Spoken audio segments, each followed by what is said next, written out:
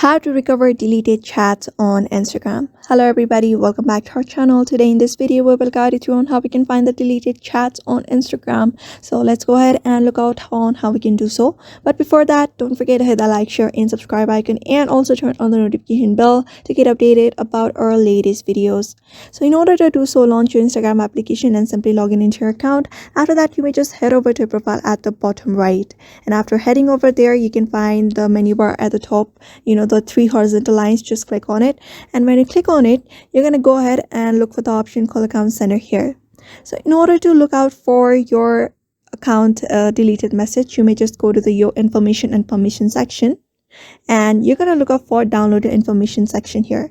Simply click on the very first option that appears, and you can find this option called download or transfer information on your screen. Just click on it, and you're going to look up for the sum of your information. Since we're only recovering the deleted messages, go to the sum of your information section. After that, you're going to look up for messages here. You can find this option, tap on next. After that, you can directly download it to this device, or you can transfer the destination. For this video, I'm just gonna download it to my device.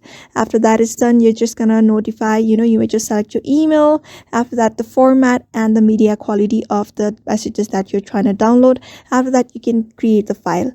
After that is done, you may just wait for another process to be done, and your information will be prepared, but it may take a few days for it to be completed. After that is done, you'll be receiving an email on your email address, and you can look up for the deleted messages on Instagram. So that's how you basically do it. So therefore, I hope this video was helpful to you, and thank you for watching this video.